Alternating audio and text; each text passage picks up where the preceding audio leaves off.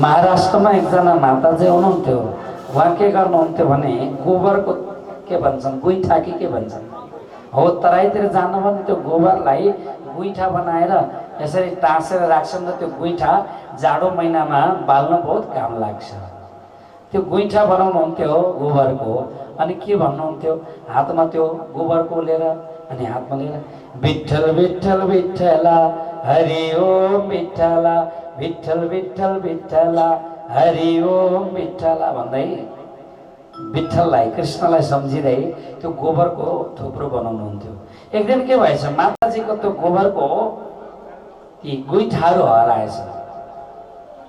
अनि उनले खोजी गरिन् कहीँ पनि भेटेन। अब गुइठा त सबै उस्तै त हुन्छन् कसरी चिन्ने त। तब त्यो माताजीले भन्नुभयो मैले बनाएको गुइठामा विठ्ठलको आवाज आउँछ। किनभने मैले त्यो गोबरको त्यो गोइठा बनाउँदाखेरि भजन गाउँदै विठ्ठल विठ्ठल विठ्ठला भन्दै विठ्ठललाई सम्झेर बनाएको छु। खोजी भयो पछि के गर्नुहुन्थ्यो त्यो खोजी भएपछि उनले उनको गोइठालाई त्यहाँनिर के हो भेटाइयो। अनि कसैले सुने त्यो गोइठालाई कानमा लगेर सुने। अनि माताजीको त्यो जुन विठ्ठल विठ्ठल भन्दै त्यो गाएर भजन गाएर जुन गोइठा बनाउनु भएको थियो त्यो गोइठामा पनि आवाज आइरहेको थियो कि विठ्ठल विठ्ठल विठ्ठला हरि ओम विठ्ठला नरसिंह मेहताने विठ्ठला हरि ओम विठ्ठला भन्दै त्यो आवाज आइरहेको थियो। त्यस कारणले हामी परमात्मालाई सम्झेर हर कुनै पनि कार्य गर्छौँ भने त्यो कार्य अत्यन्त सफल पनि हुन्छ राम्रो पनि हुन्छ। त्यो कार्यमा परमात्माको कृपा पनि प्राप्त हुन्छ। सुन्दर साथी इस प्रकारले यहाँ हिरबाईले रसोई बनाउनुहुन्थ्यो। अनि प्रत्यक्ष श्री कृष्ण त्यहाँ आएर हिरबाईको रसोईमा कहिले किन नुन ज्यादा भयो आज किन खल्लो भयो भनेर स्वयं राज्य सोधी सोधी त्यहाँनिर भोजन ग्रहण गर्नुहुन्थ्यो। यस्तो प्रकारको चमत्कारपूर्ण त्यहाँनिर लीला हुन्थ्यो। अनि एक दिन हिरबाईले रसोई बनाउँदै हुनुहुन्थ्यो। रसोई बनाउँदा बनाउँदै उहाँ धेरै बेरसम्म आगो फुक्नुभयो तर आगो बलेन। के भएछ भनेर यसो हेरेको त जुन भाँडोमा जुन बर्तनमा उहाँ रसोई बनाउनुहुन्थ्यो त्यो रसोई बनाउने भाँडोमा त छेद रहेछ दुलो रहेछ। अनि पानी चुइदो रहेछ। त्यो तप चुइएको पानीले गर्दा आगो सबै निम्दो रहेछ। जति फुक्दाखेरि पनि बलेन। अब त्यो भोजन पाक्न पनि सम्भव भएन। बहुत प्रयत्न गरिन् त्यो भोजन बन्नलाई बहुत ढिलो भयो। अब परमात्मालाई भोग लगाउने समय भइसक्यो कृष्णलाई याद गर्ने बेला भइसक्यो। अनि त्यो भोजन तयार भएको छैन। तब हिरबाई के गर्न थालिन् भने त्यो भाँडो नजिकै गएर र अब परमात्मालाई राज्यलाई सम्झेर हे राज्य महाराज भनेर रुन थालिन्। तब स्वयं श्री कृष्ण के गर्नुहुन्छ हिरबाईलाई एउटा सुनको कसौडी लिएर आएर लौ हिरबाई आजबाट यी भाँडोमा मलाई यो चुइएको छेद हुने भाँडोमा भोजन बनाउने होइन आजबाट तिमीले यो सुनको बर्तनमा मलाई भोजन बनाऊ भनेर प्रत्यक्ष राज्य महाराज प्रकट भएर हिरबाईलाई सुनको भाँडो प्रदान गर्नुभएको प्रसङ्ग आउँछ। सुन्दर साथी हेर्नुहोस् भक्ति कस्तो हुनु पर्दछ। स्वयं परमात्माले मेरो लागि भनेर भाँडो लिएर आउनुहुन्छ भने कस्तो भक्ति होला याद गर्नुहोस्। तब यहाँ हिरबाई नित्य प्रति रसोई बनाउनुहुन्थ्यो। तर एक दिन के भयो भने हिरबाईको मनमा अहङ्कार आयो। कहिलेकाहीँ भक्तहरूको जीवनमा पनि सात्विक अहङ्कार आउँदछ। सुन्दर साथी हुन त अभिमान कुनै प्रकारको आउनु ठिक होइन। भक्तको जीवनमा पनि कहिलेकाहीँ के हुन्छ भने सात्विक अहङ्कार आइदिन्छ। कृष्ण कन्हैयालाल के हिरबाईको मनमा यस्तो विचार आयो कि जब म राज्यलाई बोलाउँछु तब राज्य आएर भोजन ग्रहण गर्नुहुन्छ। मैले नबोलाएसम्म राज्य आउनुहुन्न मेरो बसमा आउनुहुन्छ राज्य त भन्ने अभिमान आयो। तब एक दिन सद्गुरु महाराज अलि लामो समय चर्चामा व्यस्त हुनुभयो। हिरबाईले बहुत बोलाएन कृष्णलाई तर कृष्ण आउनु भएन। किन त भन्दाखेरि अभिमान भित्र आयो होइन। परमात्माको विमान हामीलाई कहिले आउँछ थाहा छ कहिले आउँछ हजुर? अभिमान शब्द जुन छ नि विमान शब्दमा अ जोडिदिनु भयो भने के हुन्छ हजुर? अभिमान हो। त्यो भित्रको अहमतालाई जुन दिन हाम्रो भित्रबाट त्यो अहमता निक्लिन्छ, त्यही दिन हामीलाई परमात्मा विमान लिएर आउनुहुन्छ। कृष्ण कन्हैयालालले कि अनेक प्रकारको अभिमान छ, धनको अभिमान, रूपको अभिमान, होइन, विभिन्न प्रकारको अभिमान हुन्छ, ज्ञानको अभिमान, कहिलेकाहीँ भक्तको जीवनमा पनि भक्तिको पनि अभिमान आउँछ। म जस्तो भक्ति गर्ने कोही छैन भन्ने जस्तो आफूलाई पनि यो महसुस हुन्छ कहिलेकाहीँ। त्यस्तो सात्विक अहङ्कार आउँदाखेरि पनि हिरबाईबाट कृष्ण दूर हुनुभयो। याद गर्नु सुन्दर साथी, भक्तिको मार्ग बहुत कठिन छ। भक्तिको मार्ग यो प्रेमको मार्ग, प्रेम गली अति साँकड़ी यामे दौन समाए। जब मैं था प्रभु नहीं, जब मैं है प्रभु नहीं। इस कारणले यो भित्रबाट जुन दिन म निक्लिन्छ, प्रेम गली अति साँकड़ी यामे दौन समाए। कि त राज्यलाई राख्नुहोस् कि त अभिमानलाई राख्नुहोस्। कि अभिमानलाई त्याग्न सक्नु पर्यो, राज्य आएर बस्नुहुन्छ, अनि अभिमान पनि नत्याग्ने, राज्य पनि चाहिने, यो दुईटै कुरो हुँदैन। कृष्ण कन्हैयालालको यो प्रकारले यहाँनिर हिरबाईले बुझाउनु भयो, तर श्रीकृष्ण भने आउनु भएन। पछि सद्गुरु महाराजजी आउनुभयो। सद्गुरु आइसके पछाडि अनि श्रीकृष्णलाई अलग आसन लागेको हुन्थ्यो। श्रीकृष्ण पनि प्रत्यक्ष आएर सद्गुरुको पासमा बसेर अनि भोजन गर्नुभयो। त्यो दिनदेखि हिरबाईलाई यो विश्वास भयो कि श्रीकृष्ण अन्त कहीँ हुनुहुन्न, श्रीकृष्ण त प्रत्यक्ष सद्गुरु देवचन्द्रजी महाराजको दिलमा हुनुहुन्छ, उहाँको हृदयमा हुनुहुन्छ। यो प्रकारले समय बित्दै थियो। त्यहाँ चर्चा हुन थाल्यो, एकपछि अर्को, एकपछि अर्को, एकले अर्कालाई, अर्कोले अर्कालाई, हुँदै हुँदै सुन्दर साथीहरूको सङ्ख्या बढ्दै बढ्दै बढ्दै बढ्दै जान थाल्यो। अब त्यहाँ त धेरै सङ्ख्यामा सुन्दर साथीहरू आउनुहुन्छ, अनि जो सुन्दर साथीहरू त्यहाँनिर आउनुहुन्छ, सद्गुरुले परमधामको वासना पहिचान गर्दै सबैलाई के गर्नुहुन्छ, निज नाम महामन्त्र प्रदान गर्नुहुन्छ। कृष्ण कन्हैयालाल की श्रीमद् भागवतको कथा श्रवण गराउँदै सुन्दर साथीहरूको त्यहाँनिर जागरण हुन थाल्यो। यो प्रकारले भनिन्छ श्रेयांसी बहुविघ्नानि, राम्रो काममा विघ्न आउनु यो स्वाभाविक हो, यो परमात्माको परीक्षा हो। अब त्यहाँ मण्डली हुँदैछ, जागरण हुँदैछ, सुन्दर साथको सङ्ख्या बढ्दैछ, अनि वरिपरिका केही व्यक्तिहरूलाई त्यो कुरो मन पर्न छोड्यो। अनि उनीहरूले के गरे भने राजालाई गएर चुकुली लगाइदिए। के भने कि राजा, त्यहाँ त गाङ्जी भाइको घरमा त त्यहाँनिर त अनेक प्रकारका कुराहरू हुन्छन् भनेर चाहिँदा नचाहिँदा कुराहरू लगेर जाम रावणलाई लगेर लगाइदिए। भनिन्छ राजाको कान मात्रै हुन्छ, उसले देख्नु पर्दैन, सुन्यो भने पनि पुग्छ ठुलो मान्छेलाई। कृष्ण कन्हैयालाल कि अब राजाले सुने, अब पुग्यो। तब यो कुरोलाई बुझ्नको लागि जाम रावलले दुईजना चौकीदारहरूलाई, पुलिसहरूलाई त्यहाँनिर पठाउँदछन्। तब ती दुई चौकीदारहरू निशानी दिएको त्यो चुगालखोरले के भनेको थियो भने एउटा दियो बलेको हुन्छ रातिको बेलामा, त्यो दियोको निशानीलाई लिएर हेर्दै हेर्दै जानु, त्यो दियो जहाँ छ त्यही नै हो गाङ्जी भाइको घर भनेका थिए। त्यो दियोको निशानीलाई लिएर टाढाबाट त्यो दियो हेर्दै हेर्दै हेर्दै गएका।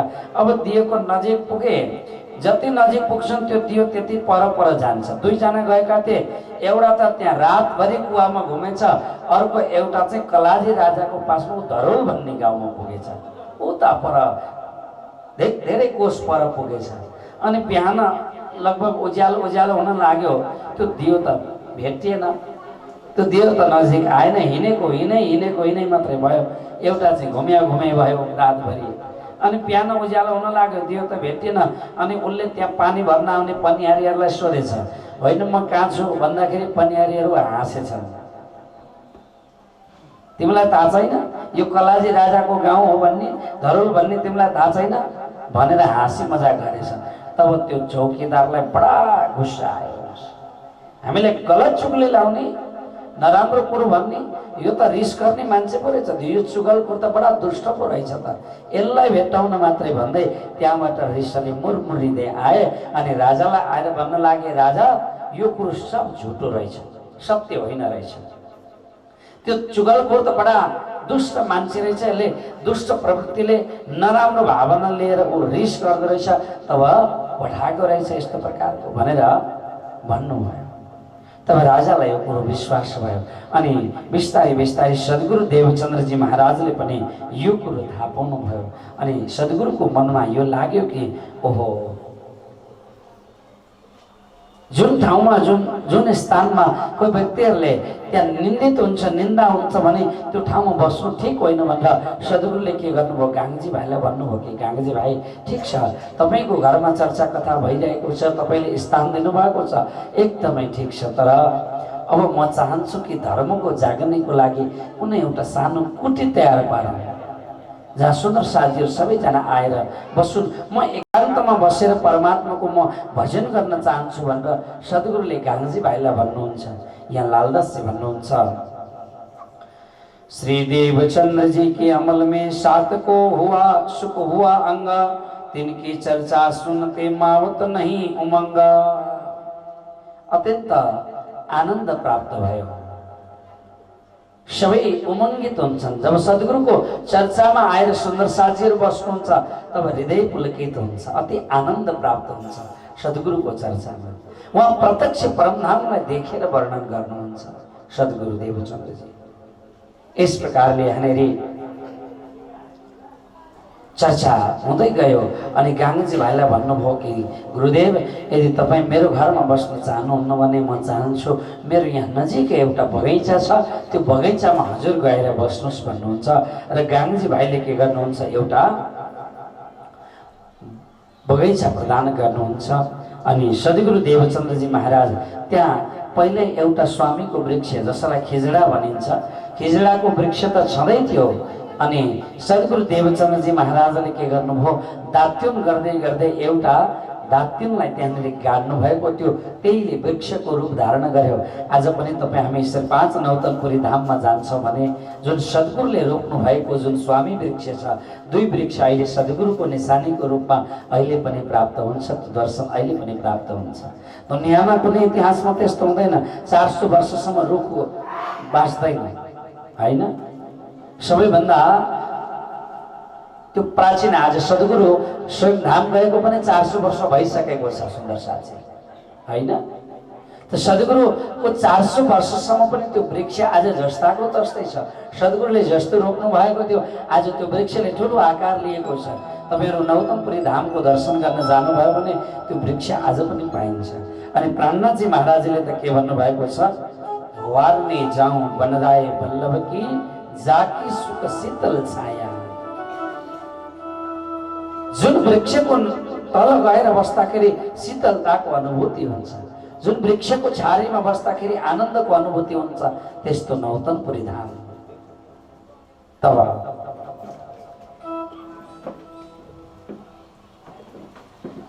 लालदासजी भन्नुहुन्छ, यहाँ से ती उदय भया उदय मूल अंकुर। कहिले त भन्दा यहाँ प्राणनाथजीले पनि नौतनपुरीको विषयमा तारतमबाडीमा बहुत जग्गा भन्नुभएको छ। के भन्नुहुन्छ, पहले बीज उदय हुआ पुरी जहाँ नौतन, सब पुरियों में उत्तम हुई जो धन धन। हे मध्य जे पुरी कहावे नौतन जेहनो नाम, उत्तम 14 भवन जहाँ बाला नो विश्राम। जहाँ सद्गुरु स्वयं देवचन्द्रजी महाराजले जहाँ आराम गर्नुभयो त्यो 14 लोकमा उत्तम यस्तो पावनपुरी सद्गुरु देवचन्द्रजी महाराजले सुन्दर एउटा पर्णकोटीको स्थापना गर्नुभयो। आज सद्गुरुले जुन स्थापना गर्नुभएको जुन पर्णकोटी छ त्यही नै अहिले नौतनपुरी धामको रूपमा प्रख्यात छ। सुन्दर साथी, तपाईँ हामी कहिलेकाहीँ नौतनपुरी धाममा गएर जामनगरको रेलवे स्टेसनमा उत्र्यो भने त्यहाँनिर रिक्सावालाले तपाईँलाई देख्ने बित्तिकै भन्छ कि आपको खिजडा मन्दिर जाना है भन्छ, होइन? खिजडा मन्दिरले प्रख्यात छ किनभने खिजडाको वृक्ष, मैले अघि भने नि जुन वृक्ष हामी स्वामी वृक्ष पनि भनिन्छ, वृक्ष त धेरै प्रकारका हुन्छन्, तर त्यो स्वामी वृक्ष जुन छ खिजडाको वृक्षलाई वृक्षकै राजा भनेर चिनिन्छ। जस्तो फलकै राजा भनेर आँपलाई चिनिन्छ, आमलाई चिनिन्छ, त्यसै गरी वृक्षहरूमा पनि वृक्षको राजा भनेर स्वामी वृक्षलाई चिनिन्छ। आज सद्गुरुको चरणमा कोही सुन्दर साथी र अतिरिक्त आत्माहरू कोही इच्छा लिएर त्यहाँनिर जान्छन् भने आज स्वयं सद्गुरुको कृपाको अनुभूति त्यहाँ हुन्छ। त्यहाँ जो धर्मदासी महाराजजीको हजुर हुनुहुन्थ्यो, उहाँले भन्नुहुन्थ्यो कि बाबु यहाँ मान्छेहरू कतिजना निसन्तान मान्छेहरू आएर सन्तानको अपेक्षा गर्छन् अनि सद्गुरुको कृपा माग्दछन् त्यहाँनिर, अनि सद्गुरुको कृपा उसलाई हुन्छ। कतिजना निसन्तानको सन्तान भएको घर यहाँ घटना छ भन्नुहुन्थ्यो उहाँले। विभिन्न रोगहरू लिएर जान्छन् त्यहाँनिर, दीर्घ रोगहरू, कति रोगहरू लिएर जान्छन् अनि स्वामीको वृक्षको त्यो खिजडाको पातको पानी खायो भने मात्रै पनि ती विभिन्न रोगहरू निको भएको। मैले मेरो आफ्नो जीवनकालमा एकजना चितवनको सुन्दर साथी बिरामी भएर जानुभएको थियो। खिजडाको महाराजले के भन्नुभयो, खिजडाको पानी खानु, त्यो पानीले नै तिम्रो ठिक हुन्छ रोग भन्नुभएको थियो। 1.5 महिना बस्दाखेरि उनको सबै रोग ठिक भएको थियो। मैले आँखाले देखेको सुन्दर साथी प्रत्यक्ष। त प्राणनाथजीले त तारकमबाडीमा यो विषयमा भन्नु नै भयो, यस्तो स्वामी वृक्ष। तपाईहरु नौतमपुरी धाम जानुभयो भने एउटा भए पनि त्यो खिजडाको टुक्रो लिएर आउनु होला सुन्दर साथी। पुजारीजीलाई माग्नुहोस्, उहाँले दिनुहुन्छ, मलाई एउटा खिजडाको टुक्रो दिनुहोस्। आज के हो, धेरै मिठो पकाउनु भयो कि क्या?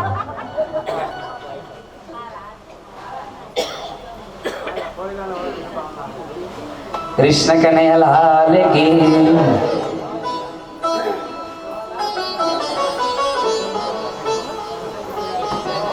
शास्त्र में भनिएको छ, अयोध्या मथुरा माया काशी काशी अवंतिका पुरी द्वारावती गया सप्तैत मोक्षदायिका। दुनियाँमा 7 पुरीहरू प्रसिद्ध छन्। के त भन्दाखेरि अयोध्या, मथुरा, हरिद्वार, काशी, काची, कामकोटी, उज्जैन, द्वारिका, यी 7 पुरीहरू छन्। यी मोक्षपुरी, मोक्षदायी पुरी भनेर यिनीहरूलाई चिनिन्छ। आज हजारौं लाखौंको संख्यामा यी 7 पुरीहरूको दर्शनको लागि भक्तहरूको भिड लाग्छ सुन्दर साथी। तर प्राणनाथजीले के भन्नुभयो, 14 लोक में उत्तम जिहाँ बालानो विश्राम। यो 14 लोकमा अत्यन्त उत्तम पुरी हो नौतनपुरी धाम। तर इस प्रकारले सद्गुरु देवचन्द्रजी महाराजले यस्तो सुन्दर पर्णकुटीको स्थापना गर्नुभयो। एक दिन सुन्दर साथीहरूको बीचमा त्यहाँनिर चर्चा कथा हुँदै थियो अनि अखण्ड ब्रजको जुन जमुनाजीको विषयमा सद्गुरुले वर्णन गर्दै हुनुहुन्थ्यो, परमधामको जमुनाको विषयमा वर्णन गर्दै हुनुहुन्थ्यो। तब सुन्दर साथीहरूले भन्न लागे कि हे सद्गुरु, हामी त्यो गोकुल मथुराको जमुनाको दर्शन गर्न सक्दैनौँ, किन हामी वृद्ध भयौँ, हामी अशक्त भयौँ, टाढा जान सक्दैनौँ। त्यो गोकुल जमुना, गोकुलको त्यहाँनिर जमुनाजीको त्यो अनुभव हामीले कसरी गर्ने होला भनेर सोध्न लाग्नुभयो। तब सद्गुरुले भन्नुभयो, चिन्ता नगर्नु सुन्दर साथी, म तपाईहरुलाई परमधामको प्रत्यक्ष जमुनाजीको यही अनुभूति गराइदिन्छु भनेर सद्गुरु देवचन्द्रजी महाराजले के गर्नुहुन्छ त परमधामको त्यो नक्सा खिच्नुहुन्छ। जो पुखराज पहाडबाट निस्केकी जमुनाजी यता पूर्वतर्फ बग्दै पुनः यता दक्षिणतिर बगेर अनि पश्चिमको दिशामा बग्दै बग्दै त्यहाँनिर हौज पुष्कर तालाबमा गएर जमुनाजीको त्यो जल एकट्ठा हुन्छ भनेर नक्सा खिच्नु भएको थियो। नक्सा जहाँबाट उहाँले नक्सा खिच्नुभयो त्यहाँबाट प्रत्यक्ष जमुनाजी प्रकट भयो। कृष्ण कन्हैया लाल की। जमुनाजीको यो विशेषता छ। आज पनि तपाईँ हामी नौतनपुरी धाममा जानुभयो भने निज मन्दिरभित्र प्रत्यक्ष जमुनाजीको दर्शन आज पनि पाइन्छ।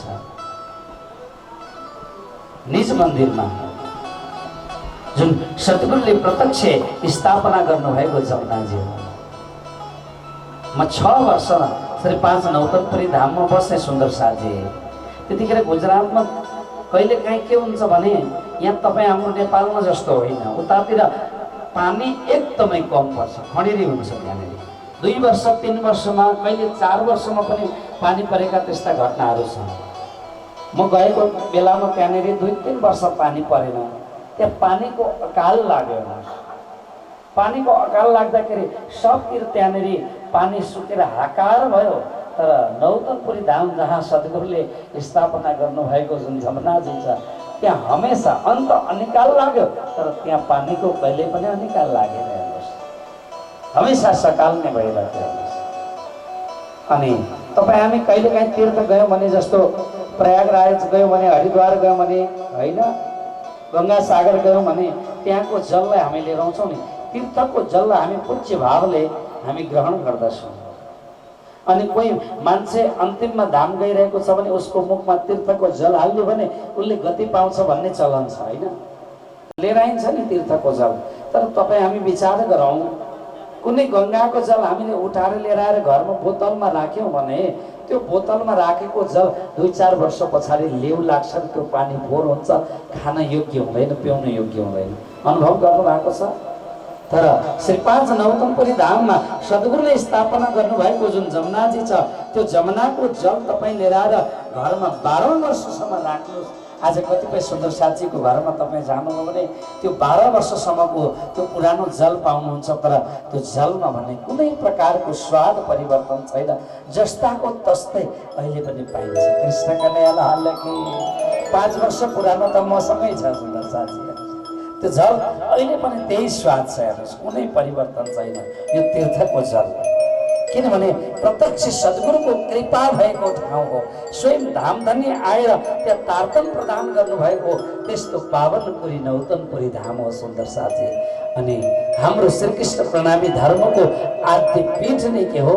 नौतनपुरी हो, जहाँ सद्गुरुले सबैभन्दा पहिला त्यहाँनिर धर्मको झन्डा गाड्नु भएको थियो। त्यो धर्मको झन्डा गाडेको स्थान अरू कोही होइन, अरू कहीँ होइन, त्यो नौतनपुरी धाम नै हो सुन्दर साथी। र जीवनमा समय मिलेछ भने एक न एकचोटि चाहिँ नौतनपुरी धामको दर्शन गर्नै पर्छ। अनि हजुरहरू कहिलेकाहीँ दर्शन गर्नको लागि भारत भ्रमणमा जानु भने द्वारका जानुहुन्छ नि, द्वारका जाँदाखेरि जामनगर भएरै जानुपर्छ, अनि नजिकै छ, तपाईँहरू जानु होला। अनि जाँदाखेरि तपाईँ हामीलाई सम्पर्क गर्नुहोस्, तपाईँलाई बस्ने खाने सुत्ने सब व्यवस्था हामी गरिदिउँला त्यहाँनिर। कृष्ण कन्हैया लाल की। अझ चिन्ता गर्नु पर्दैन, उहाँलाई चिनिराख्नु, उहाँलाई चिने पुग्छ। उहाँले नौतनपुरी धाममा उहाँ नै हो सबैलाई आवाज दिने। अहिले नेपाल भ्रमणमा हुनुहुन्छ र मात्रै हो, अहिले उहाँ नौतनपुरीबाटै आउनु भएको हो। उहाँलाई चिनिराख्नु, उहाँलाई याद गर्नु, अनि भन्नु म सीता पाइलाबाट आएको। कृष्ण कन्हैया लाल की। इस प्रकारले यहाँ नौतनपुरी धामको स्थापना भयो। अब श्रीजीको घरमा तारतम कसरी पुग्यो यो विषयमा थोरै अलिकति जानकारी दिउँ। जो गाङ्जी भाइकी बुहारी हुनुहुन्थ्यो, श्यामजीकी पत्नीको नाम थियो अजबाई। यता जो हरवंश ठाकुर र यता केशव ठाकुर र धनबाई, जो अत्यन्त धर्मात्मा उहाँहरू दाम्पत्य हुनुहुन्थ्यो। पहिला उहाँहरू कच्छ कपाइए भन्ने ठाउँमा बस्नुहुन्थ्यो, पछि उहाँहरू पुनः बसाइ सरेर जामनगरमा आएर बस्नु भएको थियो। अनि जाम राजाको उहाँ दिवान हुनुहुन्थ्यो, मन्त्री हुनुहुन्थ्यो। उहाँका 3 भाइ छोराहरू थिए। जेठोको नाम के थियो? हरवंश ठाकुर, याद गर्नु होला, 100 को रिचार्ज हरवंश ठाकुर थियो। अनि माइलोको नाम थियो श्यामल ठाकुर, श्यामलजी। अनि साइलो सन्तानको नाम थियो गोवर्धनजी। ये 3 भाइ हुनुहुन्थ्यो। अनि जो श्यामलजी की पत्नी जो हुनुहुन्थ्यो, जसको नाम थियो भानबाई, ती भानबाई र अजबाईको नाता के थियो भने यिनीहरू 2 जना फुपू भनाइ थिए। अनि भदैले कहिलेकाहीँ फुपूलाई गएर के भन्थे भने, फुपू हाम्रो घरमा त सद्गुरुले चर्चा गर्नुहुन्छ, अनेक प्रकारको आडिका लीला हुन्छ, कहिलेकाहीँ तिमी आऊ न दर्शन गर्न भनेर भन्थिन्। तर फुपू भने आउन मान्दैनथिन्, उनलाई विश्वास लागेन छ त्यो कुरोमा। अनि उनले के भन्थिन् भने, देवर बाबु गोवर्धनजी, तपाईँ जानु न कहिले काहीँ यसो त्यहाँनिर के हुँदो रहेछ। मेरो भतिजीले त्यहाँनिर अनेक लीलाहरू हुन्छ भनेर भन्छ। के रहेछ, सत्य रहेछ कि के रहेछ एक्चुअली बुझेर आउनुहोस् त भनेर गोवर्धनजीलाई पठाउनु भयो। गोवर्धनजी त्यहाँ गएर सद्गुरुको चर्चा सुन्नुहुन्थ्यो। उहाँलाई आनन्द प्राप्त भएर सद्गुरुसँग उहाँले दीक्षा ग्रहण गर्नुभएको थियो। अनि नित्य नित्य प्रति उहाँ सद्गुरुको पासमा जानुहुन्थ्यो।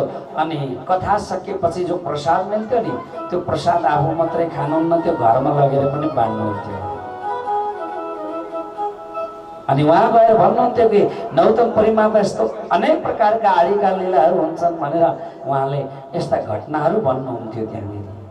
तब आउनु सुन्दर साथी, हिजो मैले भन्न बिर्सिन्छु, अब चक्लेट ल्याउनु भन्नुपर्ने थियो। मैले प्राणजीको आज प्राकट्य गर्नुपर्ने थियो। अब ठिक छ, आज जे छ जे त्यसैमा हामी आनन्द लिउँ। भोलि आउँदा चाहिँ हजुरहरूले चक्लेट लिएर आउनु होला है त।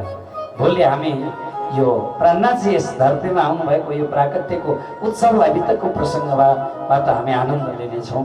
हुन त आज सुन्दर साथीहरू पनि अलिक कमी नै हुनुहुन्छ। भोलि पानी परेन भने त सुन्दर साथी यहाँ त टनाटन भरेर पर त्यो इस्कुसको झागभन्दा पनि परतिरसम्म सुन्दर साथीहरूको भिड हुन्थ्यो। अब आज अलिकति पानीले गर्दा शनिबारको दिन उसै पनि होइन, अनि यसमा पनि पानी साँझमा आइदियो। कृष्णका दयालुले कि हामीले पढाउने गुरुजीले एकचोटि बम्बईमा वितक चर्चा गर्न जाँदाखेरि भन्नुहुन्थ्यो कि भाइ हो, मैले त्यहाँ अनौठो कुरो देखेर आएँ। किनभने पानी पर्थ्यो बम्बईमा, अनि पानी परेपछि तपाईँहरूलाई थाहा छैन, बम्बई बहुत पानी परेपछि डुब्छ। त्यहाँनिर पानी घुँडा घुँडासम्म आउँछ, रोडमा गाडी चल्दैन, त्यस्तो अवस्था हुन्छ। त्यस्तो अवस्थामा वितक हुन्थ्यो। तर सुन्दर साथीहरू घुँडा घुँडासम्म पानी आउँदाखेरि पनि आउन छोड्नुहुन्थ्यो, आउनुहुन्थ्यो।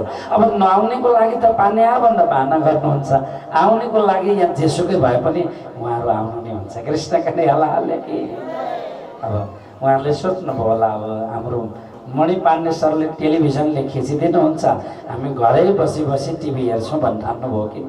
कृष्णका दयालुले कि आउनुहोस्। अब यहाँ अजबाइले को माध्यमद्वारा प्राणनाथजीको घरमा पनि यो तारतम पुगेको छ। ब्रजभूषणजी महाराजले वितकमा यहाँनिर लेख्नु भएको छ कि श्री प्राणनाथजी महाराज जो केशव ठाकुर र माता धनबाई जो हुनुहुन्थ्यो, उहाँहरूको जाति थियो लोहाना क्षत्रिय जाति हुनुहुन्थ्यो। यी लोहाना कस्तो जाति हो त भन्दाखेरि उहाँहरू सूर्य वंशी, जो भगवान श्री राम जुन कुलमा आउनुभयो, जुन वंशमा आउनुभयो, त्यही वंशको हुनुहुन्थ्यो। भगवान श्री रामका दुई पुत्रहरू थिए, लव र कुश, होइन? जुन लवबाट जुन वंश चल्यो त्यही वंशमा प्राणनाथजी महाराज आउनुभएको थियो। उहाँहरू लोहाना क्षत्रिय हुनुहुन्थ्यो। अनि सन्यासकी वितकमा बहुत एउटा मिठो प्रसङ्ग आउँदछ। जस्तो भागवतको कथामा सबैभन्दा आनन्द आउने दिन भनेको कहिले? कहिले? चौथो दिन, होइन? कृष्ण प्राकट्यको दिन। त्यो दिन बडा धुमधाम, जहीँ कहीँ पनि चौथो दिन बहुत आनन्द आउँछ र कृष्ण प्राकट्यको उत्सव मनाइन्छ। अनि माता धनबाई पनि के गर्नुहुन्थ्यो भने नित्य प्रति कथा सुन्न जानुहुन्थ्यो। अनि उहाँको पेटमा गर्भ आएको थियो। हाम्रो नेपालतिर के चलन छ भने पेटमा गर्भ आयो भने आमाहरू मन्दिर जानु हुँदैन भन्ने एउटा चलन छ यहाँतिर। तर भारतमा मैले यत्रो वर्ष बसेँ, मैले कहीँ पनि देखेन। झन् कथा सुन्नुहुन्थ्यो उहाँहरू, त झन् मन्दिर धेरै जानुहुन्थ्यो। केही त्यस्तो देखिनँ मैले त्यहाँनिर। भनिन्छ नि, तपाईँले भक्त प्रहलादको कथा सुन्नुभएको छ नि। भक्त प्रहलाद कसरी बन्नुभयो त भन्दाखेरि जब हिरण्यकश्यप तप गर्न जाँदाखेरि त्यतिखेर इन्द्रले छल गरेर हिरण्यकश्यपकी पत्नी जो कयाधुलाई अपहरण गर्न लागेका थिए, त्यतिखेर नारदजीले आएर भन्नुभयो कि हे इन्द्र, इनको पेटमा एक बालक आएको छ, त्यो मेरो भक्त हो, भक्तको रक्षा गर्नु कर्तव्य हो, त्यसकारणले यिनलाई हरण नगर भनेर नारदजीले गएर त्यहाँनिर गर्भमा, आमाको गर्भमा प्रहलाद आउनुभएको थियो। त्यतिखेर सम्पूर्ण भागवत उहाँलाई कथा सुनाउनु भएको थियो। त्यो भागवतको प्रतापले गर्दाखेरि भक्त प्रहलाद राक्षस कुलमा जन्मे पनि उनी पछि भक्त कहलाएका छन्। आमाको पेटमा जब बच्चा आउँछ त्यतिखेर कथा सुन्नुभयो भने त्यो बच्चामा के हुन्छ भने राम्रो संस्कार छापिन्छ। कृष्ण कन्हैया लाल की धेरै वर्षको कुरो एउटा पत्रिकामा यो लेखिएको कुरो हजुरहरूलाई सुनाउँछु। लन्डनमा एउटा बच्चा त्यसै गरी आमाको गर्भबाट जन्मियो, तर जन्मिने बित्तिकै रुन थाल्यो। हुन त सबै बच्चा रुन्छन्, तर त्यो बच्चा भने निकै नै रोयो, रुन बन्द भएन। कयौँ प्रयत्न गरे आमा बुवाले, डक्टरलाई देखाए, विभिन्न रिसर्चकर्ताहरूलाई देखाए, त्यहाँनिर अनेक प्रयत्न गरे, त्यो बालकको रुवाई बन्द भएन। तब एक विशेष डक्टरको पासमा गए अनि ती डक्टरले भन्न लागे, आमा तपाईँ यी बच्चाको पेटभित्र हुँदा के खानुहुन्थ्यो, नडाँटी मलाई भन्नु त भनेर सोध्नुभयो। आमैले सब कुरा भनिन्, तर एउटा कुरा भने लुकाइछन् अन्तिममा। अनि उनले भनिन् कि डक्टर साहब म लुकी छिपी सिगरेट पिउने गर्थेँ। कृष्ण कन्हैयालाल कि कहिले काहीँ लुकी चोरी मैले सिगरेट पिउने गर्दथे। तब डक्टर साहबले के गर्नुभयो, चुरोटका खिलीहरू लिएर आउनुभयो अनि चुरोट सल्काउनु भयो। त्यो बालकको नाकमा लगेर यसो सुँघाएको, त्यो बालकको रुन बन्द भयो। कृष्ण कन्हैयालाल कि त्यो बालक रुन बन्द भयो। अनि यो त एउटा घटनाको कुरो हो हजुरहरूलाई भने, तर यसबाट जान्ने कुरो के छ त भन्दाखेरि हेर्नुहोस्, बच्चा आमाको पेटमा आउँदाखेरि तपाईँ हामीले खाएको अन्नको पनि प्रत्यक्ष प्रभाव त्यो बच्चालाई पर्दो रहेछ, होइन? अनि तपाईँ हाम्रो नेपाली परम्परामा कतिपयले के भन्छन् भने छोरी कमजोर हुन्छ, खुट्टी खुवाउनुपर्छ भनेर खुट्टी लिएर आएर खुवाउनुहुन्छ नि आमा बाउले। अनि विचार गर्नु छोरो कस्तो जन्मिला। कृष्ण कन्हैयालाल कि यस कारणले राम्रो कुरो खानु पर्दछ। राम्रो संस्कार आउनको लागि बच्चाको संस्कार भनेको आमाको गर्भबाटै प्रारम्भ हुन्छ। तब यहाँ कथा भइरहेको थियो अनि भन्नुहुन्छ, कोटि कोटि ब्रह्मांड के कर्ता जप तप ध्यान लगावे, न जाने यह कौन पुण्य से यशोमती गोद खिलाए। यशोदा माताजी को हुनुहुन्थ्यो पूर्व जन्मको? हजुरले भागवतमा कथा सुन्नु भएको छ होला। यशोदा माताजी स्वयं धरादेवी हुनुहुन्थ्यो अनि द्रोण बसु हुनुहुन्थ्यो उनको पति। ये अत्यन्त धर्मात्मा थिए। अनि द्रोण बसु एक दिन ध्यानमा बसेका थिए, त्यो बीचमा परमात्माले परीक्षा गर्नुभयो। देवी आउनुभयो, अतिथिको रूपमा आउनुभयो अनि आएर सत्कार गर्नुभयो। उहाँहरू गरिब हुनुहुन्थ्यो, अब आएको पाहुनालाई भोकै पठाउनु पनि हुँदैन, केही न केही त खुवाउनु पर्यो। यसो हेर्नु भएको केही देख्नु भएन, रोटी बनाउनु भएको थियो, दुईटा रोटी भने पनि महात्मालाई खुवाउँछु भनेर रोटी लिएर आएर दिनुभयो। तर महात्माको भोक पेट भने अझै पूर्ण भएन, तृप्ति भएन। भन्नुभयो कि छोरी अझै रोटी खान पायो हुन्थ्यो भन्ने मनभित्र फेरि जिज्ञासा, मतलब मन भयो। तब अब घरमा आटा छैन, रोटी बनाएर खुवाउँ भने अब के गर्नु? बजारमा गएर भन्न लागिन्, मलाई दिनुहोस् न भनेर मागिन्। पसलेले भने पैसा छैन भने तिमीलाई हामी दिन सक्दैनौँ भनेर फर्काइदिनुहोस्। तब एक कसाईकोमा पुगेछन् अनि कसाईलाई गएर मागिछन्। त्यो कसाईले भनेछ मेरो काम त मासु बेच्ने हो। त्यस कारणले उनले अत्यन्त खराब दृष्टि राखेर ती धरादेवीलाई भन्न लागेछ, यदि तिमीलाई आटा चाहिएको होइन, पिठो चाहिएको होइन, त्यसको बदलामा मलाई मासु चाहियो भनेछ। कृष्ण कन्हैयालाल कि अनि त्यो कसैले मागेछ तिम्रो एउटा स्तन काटेर मलाई देऊ अनि मात्र तिमीलाई म पैसा दिन्छु। अब घरमा आएको पाहुनालाई भोको पठाउनु भन्दा बरु आफ्नै म स्तन काटेर दिन्छु भनेर एउटा स्तनै प्रदान गर्नुभयो धरादेवीले। तब आउनुहुन्छ घरमा अनि पीडा भइरहेको छ, भित्रबाट छटपटी भएको छ अनि रोटी बनाएर खिलाउनु भयो। रोटीमा त्यहाँनिर एक बुन्द त्यो खुन परेछ। त्यो खुनलाई सन्तले देख्नुभयो, अत्यन्त क्रोधित भएर धरादेवीलाई श्राप के दिन लाग्नु भएको थियो।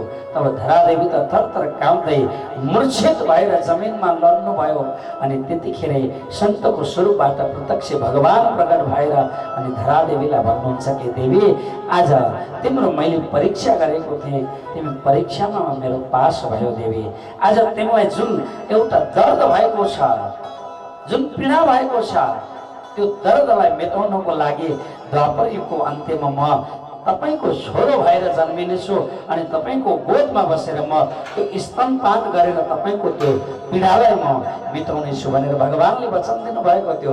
आज यशोदा माता को घरमा स्वयं श्री कृष्ण आउनु भएको छ। सुन्दर साथी भन्न लाग्नुभयो आज यशोदा माताको कुन चाहिँ त्यस्तो तपस्या थियो होला, उहाँले प्रत्यक्ष पूर्ण ब्रह्म परमात्मालाई आफ्नो गोदमा लिएर के गर्नुभयो, प्रत्यक्ष कृष्णलाई राखेर स्तनपान गराउन पाउनु। त्यसकारणले त सन्तहरूले के भन्नुहुन्छ, नारी निन्दना कीजे नारी रतन की खान, नारी से पैदा हुए राम कृष्ण हनुमान। शास्त्रले के भन्छ भने यत्र नारीस्तु पूज्यन्ते तत्र रमन्ते देवता। अर्थात जुन घरमा नारीको इज्जत हुन्छ, महिलाको सम्मान हुन्छ, त्यो घरमा 33 कोटी देवी देवताको वास हुन्छ। कृष्ण कन्हैया लाल की। यसकारणले नारीको निन्दा कहिले गर्नु हुँदैन। नारी भनेको धरती हो, धरतीमा सहन सक्ने क्षमता गुण परमात्माले भरपूर दिएको हुन्छ। हेर्नुहोस् तपाईँ हामीमा हुँदैन। हेर्नुहोस् किन हुँदैन भने कहिले काहीँ घरकी महिला माइत गएर भोजन बनाउनु पर्यो भने थाहा पाउनुहुन्छ। कृष्ण कन्हैया लाल की होइन, मसला पनि भेटिँदैन, अदुवा पनि भेटिँदैन, कुनै के पनि भेटिँदैन, अनि कहाँ हो के हो, अनि खान बस्यो आफूले पकाएको आफैलाई मिठो लाग्दैन। कृष्ण कन्हैया लाल की। अनि त्यतिखेर थाहा पाउनुहुन्छ कि धरती होइन, सहन सक्ने यो क्षमता भगवानले नारीहरूलाई खुब दिनुभएको छ। खुब प्रदान गर्नुभएको छ। कहिले काहीँ तपाईँहरू अनुभव गर्नुभएको छ होला सुन्दर साथी, कुनै सिचुएसनमा कुनै अवस्थामा कहिले काहीँ आमाले जब बच्चालाई जन्म दिने सिचुएसनमा यो अवस्था आयो कि आमा र बच्चा दुवै मध्ये एकजनालाई बचाउन सकिन्छ भनेर डाक्टरले भन्यो। यो अवस्थामा अब सबैले त्यहाँनिर आफ्नो डिसिजन त दिन्छन्, तर अन्तिममा आमालाई गएर सोधिन्छ कि आमा के गरौँ, बच्चा र तपाईँलाई एकजनालाई बचाउन सकिन्छ, अब कसलाई बचाउने त भन्दाखेरि ती आमाले के भन्छन् होला, कृष्ण कन्हैया लाल की। भले म मरौँ डाक्टर साहब, तर मेरो पेटभित्रको बच्चालाई केही नहोस्। हेर्नुहोस् आमाको त्यो हृदय हुन्छ, आमाको त्यो छाती हुन्छ। सुन्दर साथी त्यस कारणले हेर्नुहोस् यहाँ आमाहरू कतिजना हुनुहुन्छ नि, उहाँहरू भनेको धरती हो, उहाँहरूमा सहन सक्ने भगवानले खुब त्यो क्षमता दिएर पठाउनु भएको छ। त्यस कारणले नारीको निन्दा कहिल्यै गर्नु हुँदैन। भगवानलाई यहाँ त भनेको छैन, चोकलेट आइको हाल्यो त। कृष्ण कन्हैया लाल की। भगवानलाई पनि जन्म दिने आमा हुन् अनि भक्तलाई पनि जन्म दिने आमा हुन्। भागवतको कथामा तपाईँहरूले सुन्नु भएको छ होला, इतिहासमा एउटी यस्ती महिला हुन्, भक्तलाई पनि जन्म दिन्, भगवानलाई पनि एउटै पेटभित्र राखिन्। ती को हुन् थाहा छ तपाईँहरूलाई? कृष्ण कन्हैया लाल की। भक्त र भगवान एउटै आमाको पेटभित्र आउनुभयो। को हो ती आमाको नाम के हो थाहा छ? धेरैचोटि सुनेको भागवत, तर त्यो कुरो याद चाहिँ भएन। म भन्छु हजुरहरूलाई, उत्तरा। जो उत्तरा हुनुहुन्थ्यो नि, उत्तराको गर्भलाई नष्ट गर्नको लागि अश्वत्थामाले ब्रह्मास्त्र छोडेको थियो। त्यतिखेर भगवान श्रीकृष्णले उत्तराको गर्भभित्र प्रवेश गर्नुभएको थियो। हेर्नुहोस् भक्त पनि भगवान पनि। हेर्नुहोस् उत्तराको गर्भबाट जन्मेको जुन पुत्र जसलाई हामी के भनेर चिन्दछौँ, राजा परीक्षित भनेर चिन्दछौँ। हेर्नुहोस् भक्त र भगवानलाई जन्म दिने नै को हुन् त भन्दाखेरि आमा हुन्। त्यसकारण नारीको निन्दा गर्नु हुँदैन। यो प्रकारले यहाँनिर माता धनबाईले कथामा यो कृष्णको लीला सुनिराख्नु भएको थियो अनि विचार गर्नुभयो कि अब मेरो जन्मिने जुन बालक छ त्यो बालकलाई म कृष्णलाई जस्तै प्रेम गर्छु, जसरी यशोदा माताले आफ्नो पुत्रलाई माखन र मिश्री चटाउनु भयो, त्यस्तै प्रकारले म पनि मेरो छोरोलाई अब कन्हैयालाई जस्तै लाड प्यार गर्छु भनेर आमाले मनमा लिनुभयो। अनि एक दिन के भयो, भन्दा माताजी घरको काममा गृह कार्यमा हुनुहुन्थ्यो। एक ब्राह्मण त्यहाँनिर आउनुभयो भिक्षा माग्नको लागि। अनि माताजीले सोध्नुभयो कि ब्राह्मणदेव, बच्चा तेजस्वी हुनको लागि के गर्नुपर्छ आमाले भनेर सोध्नुभयो। त्यतिखेर ती ब्राह्मणदेवले भन्नुभयो कि माताजी, पुरुषोत्तम मन्त्रको तपाईँ जाप गर्नुहोस्, त्यो मन्त्रको जापले बच्चा अत्यन्त तेजस्वी हुन्छ भन्नुभयो। तब माताजी बडा खुसी हुनुभयो। अनि भित्रबाट ती ब्राह्मणदेवलाई भिक्षा दिन्छु भनेर एकछिन बस्नुहोस् है, म भिक्षा लिएर आउँछु भन्नु भित्र जानुभएको थियो। बाहिर आएर हेर्नुहुन्छ त त्यो मान्छे त्यहाँबाट अदृश्य भएको थियो।